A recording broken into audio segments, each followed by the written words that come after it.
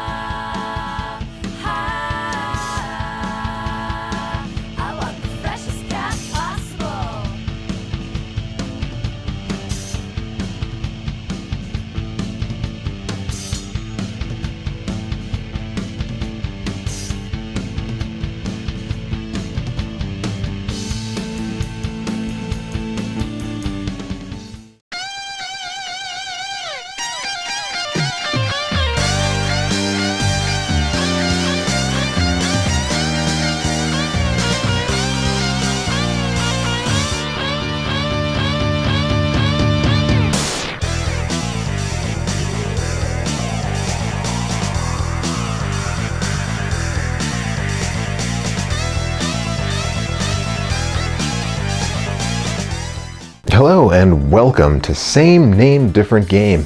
My name is Joe, and this month we got two big superhero movies in movie theaters. Captain America Civil War and X-Men Apocalypse. Now I've seen the former and I liked it a lot. I haven't yet seen the latter because as of this recording it's not out yet, but I definitely plan to. Now there was a ton of cool stuff happening in Civil War, but my favorite thing quite possibly was the addition of Spider-Man to the Marvel Cinematic Universe. The last three Spider-Man movies have been, let's go with not good, but now I am super excited for Spider-Man Homecoming. And as for X-Men, well, I've been a big X-Men fan since I was a kid, and I'm a big Oscar Isaac fan now, so I'm totally in for Apocalypse. Now I knew that I wanted to tie one of these movies in with this month's episode, but it was hard to decide. Or at least, it would have been hard to decide if not for the existence of Spider-Man and the X-Men in Arcade's Revenge. So let's get started with a little history. I probably don't have to get too deep into this, but Spider-Man was created by Stan Lee and Steve Ditko, making his comic debut in 1962. The X-Men were created by Stan Lee and Jack Kirby and debuted the following year. All of these characters have consistently been among Marvel's best known and best selling. In the 1980s, LJN, then owned by MCA, acquired the video game licenses for several Marvel characters, including the X-Men and Spider-Man. When Acclaim acquired LJN from MCA in 1990, those licenses came along. By 1992, Acclaim and LJN had made a handful of Spider-Man and X-Men games separately, but they were struck with inspiration from a 1979 issue of the Uncanny X-Men, issue 123 to be exact, which sees Spider-Man assisting several kidnapped X-Men as they battle B-tier villain Arcade. The X-Men in that comic are Cyclops, Storm, Wolverine, Colossus, Banshee, and Nightcrawler. But this was the 90s, the time of a different X-Men team and maybe more importantly, the Fox animated series. Coming out after the start of that show, Colossus, Banshee, and Nightcrawler are nowhere to be seen, and in their place is Gambit. And so the stage was set. Take two of Marvel's most popular properties and slam them into one video game. Developed by Software Creations, Spider-Man and the X-Men in Arcade's Revenge was released in November of 1992 under the LJN brand. The following year it hit the Genesis, also developed by Software Creations, and this time released under the Flying Edge label, which was also an imprint of Acclaim. There were also Game Boy and Game Gear versions, but we will not be looking at those in this episode. The game starts with Spider-Man seeing Gambit get kidnapped by a garbage truck. He knows Arcade is behind this, so he swings into action. But before getting to Arcade, he has to disarm several bombs the villain has left around the city. In the first of many annoyances with this game, they have to be picked up in a certain order. Once that's done, Spidey gains access to Arcade's hideout, and you're allowed to choose any one of the 5 heroes to use their unique powers to take on their unique stages. The Genesis and Super NES versions of this game are shockingly similar. They're the most similar games I think I've ever covered on this show, and that includes the times I've compared NES and Famicom versions of games. The basic gameplay is the same, the stage layouts, near as I can tell, are the same, the mechanics are the same, the enemies are the same.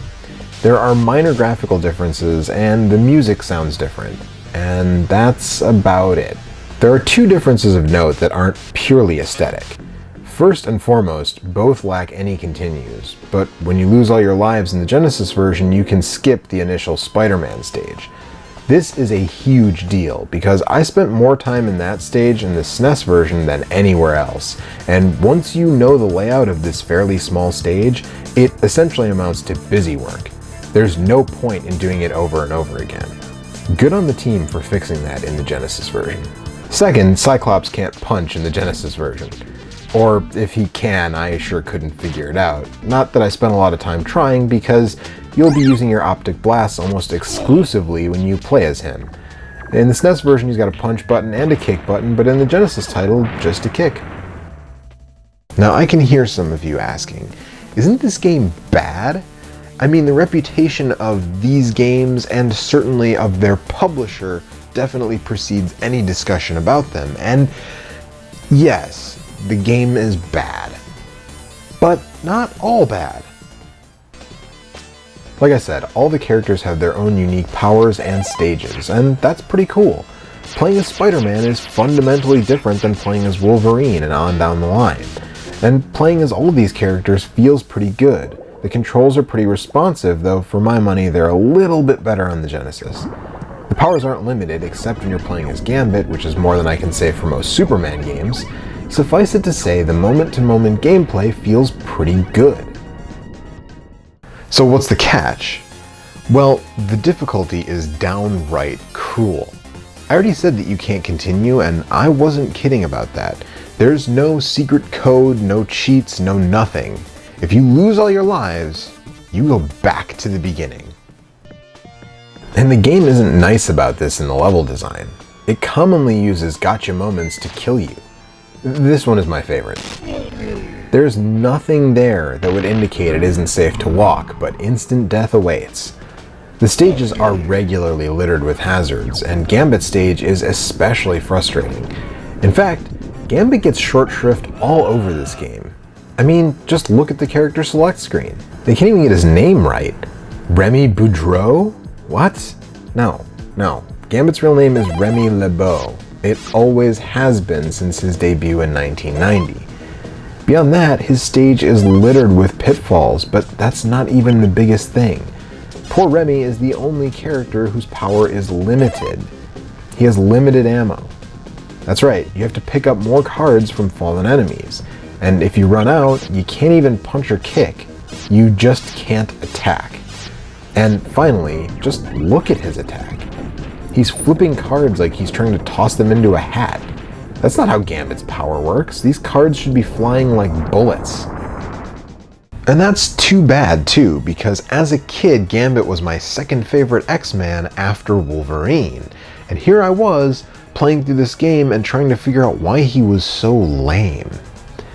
Now, I know that LJN, Acclaim, Flying Edge, Arena, whatever name you want to call them by, they were known for poor quality games, but I argue that that's something of a revisionist position, and that certainly not all of their games were bad. And I have proof. The last episode of this show, we talked about Mortal Kombat 2, and all of those ports were published by Acclaim, and even the Genesis version, which is kind of shoddy, isn't bad. So what happened with Spider-Man and the X-Men? In an interview with Retro Gamer magazine, Richard Kay of Software Creation said the following: Spider-Man and X-Men started going horribly wrong, and Acclaim were screaming at us and threatening litigation, so we ended up with 3 teams on this one game. Going on to say, I do occasionally still wake up in a cold sweat over it. So now I'm paranoid about project plans to the point that I actually do more project plans than actual projects. He doesn't go into detail, but it's pretty clear that the game development was a disaster, rushed by the publisher. In fact, he says in that interview that Software Creations was considered to do the home ports of Mortal Kombat, but lost them because of the train wreck that was Spider-Man and the X-Men. But I'd be remiss if I didn't point out that this is neither the worst X-Men game nor the worst Spider-Man game of the 1990s. It's a far cry from the best, yes, but with a few tweaks, this game could have been one of the finer superhero games of the era. I actually think of it in a lot of the same terms as Captain America and the Avengers on the NES. There's a lot of good ideas there, and the core gameplay feels good, but everything around it doesn't.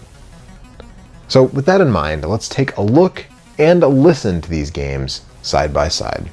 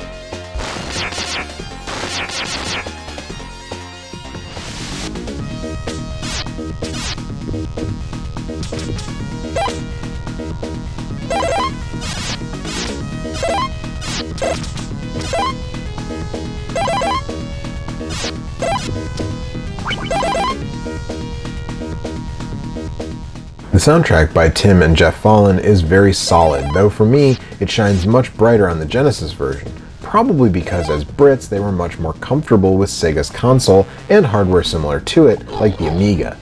On the subject of sound, the Super NES also has that horrific static that goes along with the spider sense. The Genesis mercifully removed that, but it did add terrible voice effects when certain characters take damage. Visually, it's a walk for the Super Nintendo. The expanded color palette does a great service to the comic book visuals, and the backgrounds are much more detailed. The character models and HUD also look better on the Super NES. And that makes it time to give the edge. Look, my general feeling is to avoid both of these, unless you're a big Marvel Comics fan, and instead go to the Sega Genesis and play their X-Men and Spider-Man game separately. But if you must play one of these games, I will go ahead and tell you that it should be the Genesis version. Look, this has got to be obvious by now, but like I said, there's only one major difference between these two, and it's that in the Genesis version, you don't have to play the annoying introductory busywork Spidey stage over and over and over again. And anything that makes this game just a little less frustrating, that's enough to give it the edge. So that's it for this episode. Go watch some movies. Like I said, Civil War was a ton of fun, and I'm sure X-Men Apocalypse will be at least watchable? I don't know. But come back next month, because summer is going to get super. We'll see you then. It's Marvel Comics' Amazing Spider-Man like you've never seen him before, in 4 action-packed video games. Spider-Man comes to the NES in Revenge of the Sinister Six. Dr. Octopus has assembled Electro, Mysterio, Hobgoblin, and more. Only you can disarm his evil plan to rule the world. For portable web-swinging action, it's Spider-Man 2 for Game Boy and Spider-Man for Game Gear. You'll need your spider sense when you take on supervillains Venom and Carnage. Get ready as Marvel Comics' Dream Team bursts onto Super Nintendo in Spider-Man and the X-Men in Arcade's Revenge. It'll take all your mutant powers, Spidey's webs, Wolverine's adamantium claws, Cyclops' optic blasts, Storm's lightning, and Gambit's exploding cards to foil Arcade's diabolical plot. Marvel Comics' Amazing Spider-Man on NES, Game Boy, Game Gear, and now Super Nintendo. If this is too much action for you, take it up with this guy.